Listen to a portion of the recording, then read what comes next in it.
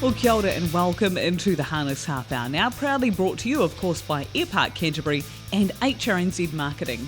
I'm Jess Smith, and this week on the show, we chat to Sara OReilly live at Rangiora Raceway following her win in the Macmillan Equine Feeds New Zealand Junior Driver Championship. We also dial into Canada and talk to catch driver and often pacing game developer and founder Ryan Clements. And Karen Blanchard of Franklin Park joins us to chat about the upcoming Yearling Parade. Plus, we have our usual Bookie update with Richard Wilson. But first, here are this week's headlines. As mentioned, the Macmillan Equine Feeds New Zealand Junior Driver Championship winner was found over the weekend. After 4 heats between Addington and Rangiora meetings, it came down to the very last heat and only 5 points separated the top 5 placings. Congratulations to Sara OReilly, who won the final heat and grabbed victory in the series. And it's also time now to start thinking about breeding season. The 2019-20 Register of Stallions is now available, and to get your copy, email brad@thebreeders.co.nz.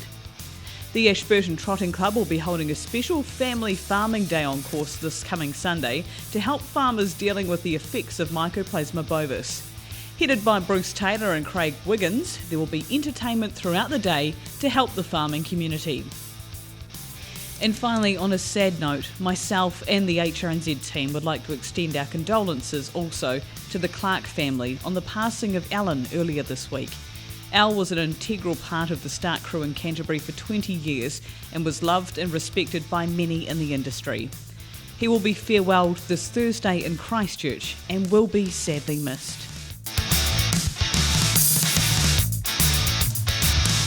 We're live here at Rangiora Racecourse chatting to our newly crowned junior driver champ in Sara OReilly. Sara, congratulations. Thank you so much. I guess it's a silly question, but how are you feeling now that you've only just learned that you've won by 1 point? Yeah, it's pretty amazing. I didn't expect to get anywhere in this competition, and it's just really amazing and overwhelming. You had, everyone seemed to have quite an up and down time through the series, so going into this last heat, were you hopeful that a win could get you close? Yeah, all the heats were pretty even with the horses, and the horse that I was driving in the last race today, it's a really good beginner and it's really honest, so I was hopeful that I could place on it. Yeah. And you've got all your family just over behind us, they're buzzing for you, aren't they? Yeah, they always follow me in my racing, and it's really great and good. Cool to see. Yeah, and just a couple of seasons of driving too, 24 wins now. You must be thrilled with the way things are going? Yeah, I'm really pleased. I didn't expect this season to go so good. I had 20 winners and I just didn't expect that either. I was happy if I got 5 just to beat my last season's total. Yeah. But yeah, just really great, and yeah. So was it an aim just to qualify for this series this year? Yeah, it was actually. I had a lot of support from a lot of trainers putting their horses in the junior races for me, like Jeff Dunn and Dean Taylor and Bruce Negus and lots of other people, and yeah, I got a lot of points on Dr. Tim, and it really helped me get into the junior champs. Oh, well, congratulations, Sara. It's made for a really thrilling edition of the championship this year, and I guess it gives those kids in kids karts now a bit of hope, because you're a former kids karts kid that's now a national champion. Yeah, I really love doing kids karts, and it taught me a lot, so yeah. Oh, well, congratulations, well done. Thank you. Time for the social media news from around the world, starting off with New Zealand. Andre Potama collected his 200th driving winner when successful at Alexandra Park on Friday night. Congratulations, Andre, on that milestone. And David and Stacey White picked up their first training success with Far From True at Rangiora also. Congratulations to them. From Australia, the Stuart Tonkin Rampage continued in the Vicbred finals, with the team taking up 5 of the 6 finals on the night. And expat Kiwi trotter Mick Lovin picked up his 9th win on Australian soil when winning the Group 3 Nupi Kiosk over the weekend at Melton. And from the US and Canada, Lather Up made harness racing history at the Meadowlands over the weekend when matching Always Be Mickey's world record mile of 1:46 flat. It was also the fastest ever time paced at the Meadowlands. And for more on that, you can check out DRF Harness on Facebook.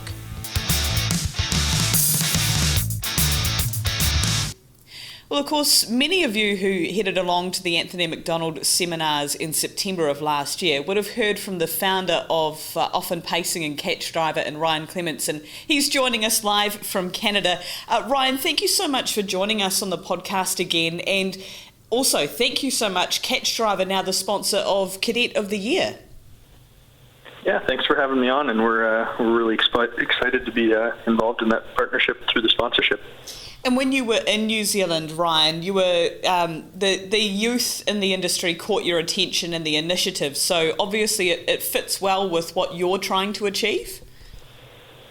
Yeah, we don't do anything like that here. So it really took me back when I saw that there was competitive youth racing right from a young age, and we're missing that here in Canada. And when I saw it, it was just really amazing to me. I'm trying to figure out in our own way how to get youth interested in the sport and how to get people engaged at an early age. So when I saw that, I just knew that it was so vital to the future of our sport, and it got me really excited about it. Yeah, and of course you followed that up straight away by co-sponsoring the Kids Karts New Zealand Cup. So you've already been so involved with sponsorship and that side of the youth, but the cadets are kind of that next age bracket up. And would you say that they're predominantly the age group that are playing your games? Yeah, so our first game, Often Pacing, where you manage a stable, was actually a little bit of an older audience. I think the average age is around 45. But Catch Driver, the game where you actually do the driving, our average age was around 25. So we have a lot of younger players playing that game. So definitely a lot around the cadet age, and I just think it's so vital to get that competition going at that level and start building a following around these future superstars before they make it to the professional level. Yeah, and I noticed too that there's been, when this game first started out, there's been multiple changes and improvements to it, and you're still working on making it even better. Yeah, I mean, Often Pacing's been out for over 2 years now, and we're still actively developing that. It's just sort of the model that mobile game development follows now. Is when you release a game, it's not finished. It just keeps growing, and you keep building it from there.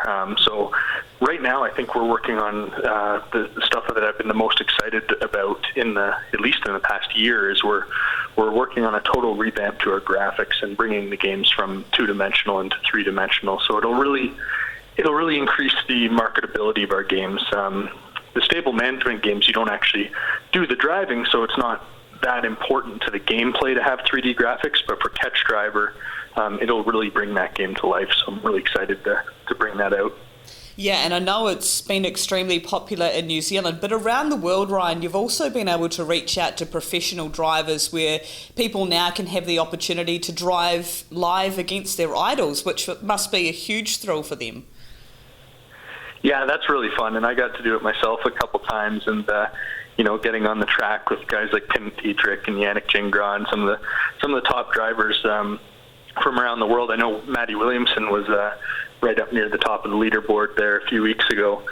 He's really competitive. So just hopping in the game and knowing that you're driving against a real top professional is really it's a thrill for me, and I think it's fun for other people as well.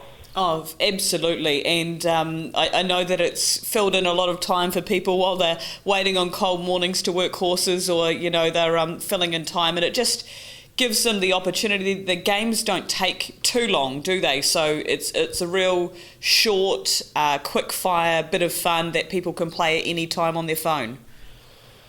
Yeah, and I think it just depends how people play it. You can spend as long or as little as you want to on there. I mean, a harness race only lasts just under 2 minutes, so at least our 1 mile races do. But so it's you're not stuck to the phone for that long.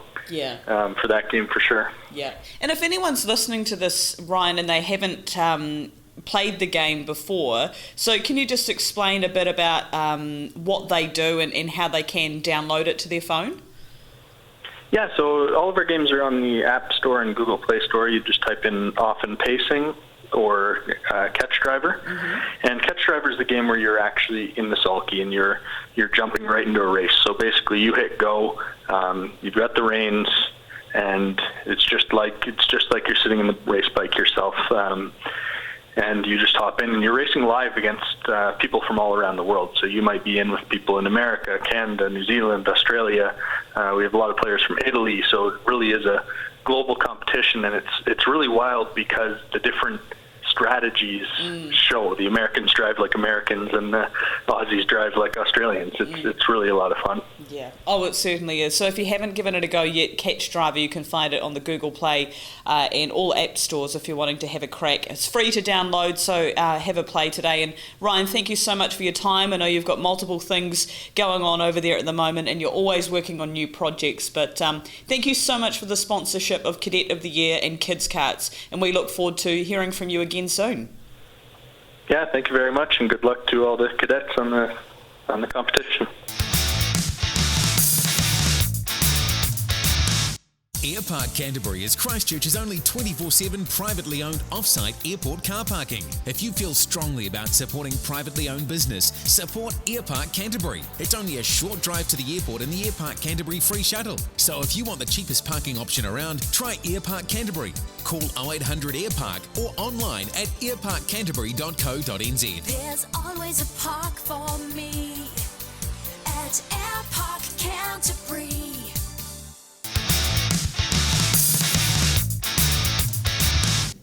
Well, of course, one of the most exciting times of the season is when we get to see the Franklin Park Yearling Parade, and it's that time of year again, the Yearling Parade coming up at the end of July. Joining me is Karen Blanchard. Karen, can you tell us a bit about when the event is being held and what exactly is involved for those who might not be aware of it? Yes, Jess, Franklin Park holds an annual Yearling Parade. It will be held on Saturday the 27th of July. It is run after our workouts. The workouts begin at 10, but generally the Yearling Parade will get around away with its first heat around 11:30. And then we have a heat for the colts and geldings, we have a heat for the fillies, and then we have a heat for the trotting section. Okay, and when you say a heat, do they have to go to any time, or do they just bowl around the track, or what's involved with it? What's involved? They do wear a number just so that people know it corresponds with the program, so they know the breeding of the horses. But no, generally they come into the bird cage, they do a couple of laps of that, then they'll go out onto the track and do 2 or 3 laps pacing around. We do have judges on the day that award prizes to the ones that perhaps do things better than others, or merit. We have merit prizes. We have all sorts of prizes, but it's really just about them getting out there and doing their thing. Most of it is filmed, and we do have photographs of them taken as well. So it's something for the owners that they can watch their horses, and then maybe they can use it for websites or whatever else they'd like to further down the track. Yeah, it sounds like the perfect promotional opportunity, as you mentioned, for people to update their owners on what's going on, or maybe some trainers are even looking to syndicate. It's always a great advertisement, isn't it? Absolutely. And yeah, it's just a good time for trainers to bring them along, and then they can have their owners here and watch them. And if, as you say, if there's syndicates or shares available, there's always a chance that you can pick into them or pick up a share and buy into them.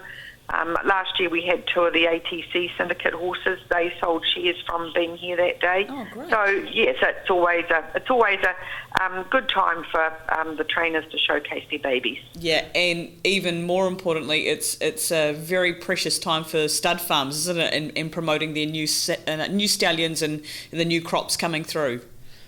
Absolutely, and you know, when we get our entries, if there is a rising 2-year-old there by a sire that's their first crop, it's always exciting to see how they look when they get here and they go on the track and they pace along. So yes, for the studs and breeders, it's good for them to see them and see what they're doing. And when I say pacing along, we do have usually a good support of trotters. So any of the trotting stallions that are getting represented as well, it's always nice to see them. Yeah, and I always note too, Karen, that this is hugely supported, isn't it? It's very popular. very popular. We get anywhere between 27 to 40 yearlings every year. So hopefully the same will happen this year. And every entrant gets to take home a race halter, which kindly sponsored by Alabar, IRT, Lincoln Farms, North Island Standardbred Breeders and Woodland Stud. So that's always a nice little bonus. You actually get to go home with something. Oh, definitely. And you mentioned the sponsors there. Who are some of the people that are fronting or backing this Yearling Parade, Karen? Well, besides the ones that I've just mentioned, we have the Vet Centre, we have Franklin Vets, we have Veterinary Associates, NRM, Macmillan's, Fiskins, Dunstan, Garrards, all, our good supporters come along and support it on this day, so we're really lucky with that. Yeah, and really good that you've got a real mixture of prizes as well. So the chances, as you say, alongside the halter, there's a great chance to take something else home. Absolutely. We have random prizes through the day and random draws. Hopefully we get a couple of local restaurant vouchers. So there's always some different things to win as well as your horsey type products. Fabulous. And if anyone's wanting to find out more, I note that Franklin Park had been advertising it on Facebook, but how can people find out more or enter their horse, Karen? You can talk to me, call me on 027 808 3150 or email karen.blanchard@alexandrapark.nz. Fabulous. Well, I know you're a very busy lady. You're involved with all facets of the industry, so well done on getting this off the ground yet again. As we say, it's very, very popular, and looking forward to seeing the results. Yes, and hey, I should mention I do get a lot of help from Paulette Screen as well, so that's, she's a good driver of this event. Fabulous. Well, keep up the good work, you and your team. Thank you, Karen. Thanks, Jess. Airpark Canterbury is Christchurch's only 24/7 privately owned off-site airport car parking. If you feel strongly about supporting privately owned business, support Airpark Canterbury. It's only a short drive to the airport in the Airpark Canterbury free shuttle. So if you want the cheapest parking option around, try Airpark Canterbury. Call 0800 Airpark or online at airparkcanterbury.co.nz. There's always a park for me at Airpark Canterbury.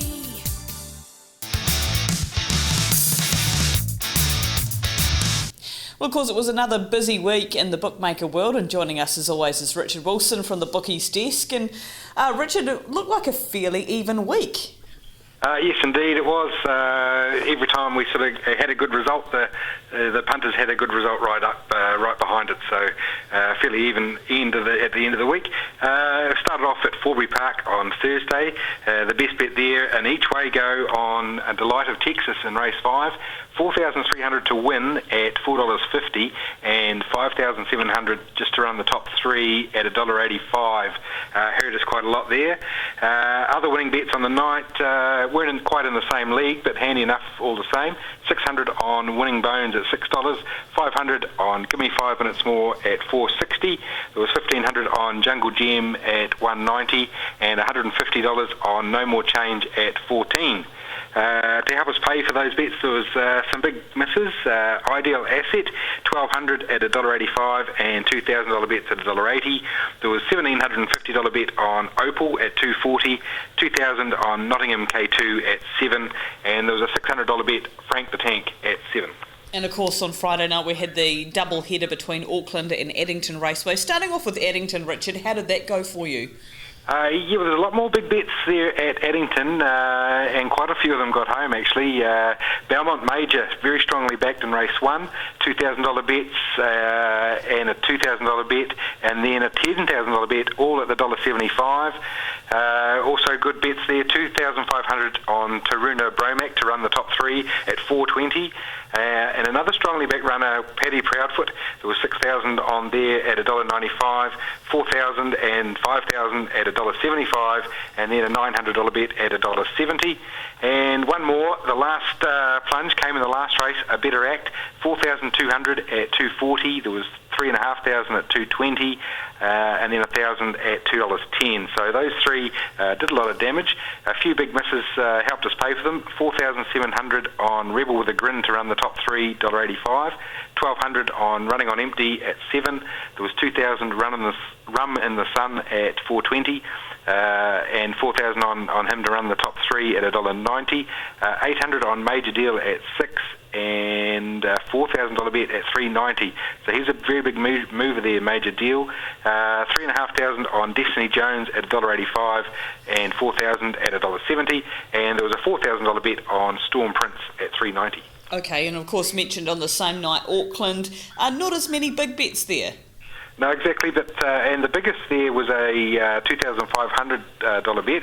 There was two or three of those, and there was quite a mix of wins and misses there. Perfect Stride, very popular in race 2, $2,000 at 2, and there was 5 $1,000 bets at either $1.85 or $1.80. There was 2,500 on Mr. Good and Evil to run the top three at $2.70. 2,400 on Majestic One to win at $1.75, and a couple of long price winners too. $150 on Lollipop at 19, and there was $200 on Take No Prisoners at 9. The misses there, $800 bets on Ruby Rose at 5 and $4.40. There was 2,000 and $1,400 bets on Ferret Sister at $1.65. 2,500 Mr. Good and Evil at 8. There was 2,000 on Sunny Glennis at $4.80, and a $2,500 on Michelle at $2.60. Of course, and no rest at all, because then on Sunday, of course, we had Rangiora, and that was the completion of the Junior Drivers' Champs. But looks like a couple of horses that were strongly supported at Rangiora. Yes, there were very strongly back there. Sky Vale opened at $1.80, closed at $1.60. There was $1,000 and then a $6,000 bet at $1.70, $2,000 and $1,200 bets at $1.65. Plenty of other bets as well. And the other one that was plunged very hard, change around in the last race, opened at 3, closed at $1.80. There was a $375 bet and quite a few decent multis at $5.30 as soon as we opened on the Saturday. So that got the price tumbling in straight away. And then the biggest bets came in, 2,000 at $2.40, 2,700 at $2.10, 5,000 at $1.90, $2,000 bets and two $2,000 bets all at the $1.80. So very popular there. Change around. Happy to see him run fourth, really. So we dodged a big bullet there, but it didn't actually. We didn't actually make much money there because there was a couple of $300 bets and a $500 bet on the winner Stetson at $7.50. So punters sort of got us in the end anyway. Swings and roundabouts, they always get their own way in the end. Multi of the week, of course, you find one each week to highlight for us. What have you got this time round, Richard? Here's a nice one. This $20 bet at Addington. Belmont Major at $1.75, gliding away at $2.70. Taruna Bromac really spiced this one up, $16, and then ending on a Better Act, which turned into the good thing. Got a Better Act at $2. So that $20 returned $3,024. Loving their work, and not many cash outs this week, so you've managed to find us the worst one. I found the worst one, yeah. $5 multi at Addington, all top threes. Duke of Dundee $1.70, Glenthorne $2.50, Hot Staff $2.40, Medusa $2.60. So going along, great guns. And then ending on a Better Act at $1.22. So that would have returned $161, but for some reason cashed out before the good thing won the last for $88.86. Oh my goodness me, they'll be ruining that, of course. And Forbury Park Thursday, so busy enough week for you guys and the team? Yeah, very similar to last week. Forbury Park on Thursday, Addington and Auckland on Friday, and Ashburton on Sunday. And just going back to the junior drivers thing, we had the junior drivers markets open over the 2 days there at Addington and Rangiora, and it went right down to the wire. Couldn't have been any closer, could it? There was 1 point between all the top few drivers, and Sara OReilly won the money. There was 4 bets on her around about the 51, I think 51 or 41. Yeah. So there's 3 or 4 happy customers there, and the South Island won the team's challenge. quite convincingly. Yeah, well, thank you to you and the team for working that out as well, because I know those points systems, they can be quite tricky and to line up. And of course, as you say, I think there was only 5 points separating the top 5. So, gee, you guys would have been all over the show with that last market. Yes, indeed, it was quite tricky, but as the result shows, that it was very hard to predict what would happen. So, got a feel for, I guess, for Kimberly, but 2 wins and 2 lasts. So, just get second or third last, and she either wins or ties, or So, hard luck there, but never mind. Exactly. Good on Sara. Well, thank you, Richard. Really appreciate it. You go and enjoy that beautiful sunny day in Wellington. Yeah, it's a bit chilly here, Jess, as normal, but at least it's not very windy, so it could spice up later on. Loving your work. Thank you so much. Very good, thank you. And coming up harness racing wise this week, racing action on Thursday night in Dunedin at Forbury Park. On Friday, once again, the main centres go head to head. We've got Alexandra Park and also Addington Raceway. And on Sunday, as mentioned earlier, Ashburton will hold their family farming day out. All are welcome on course there too. And that's it for this week's Harness Half Hour. Thanks to Airpark Canterbury and HRNZ Marketing. A reminder, of course, you can catch us via the HRNZ website, the Harness Racing New Zealand Facebook page, Punters Lounge on tab.co.nz, on Spotify and also iTunes. We'll catch you again next week.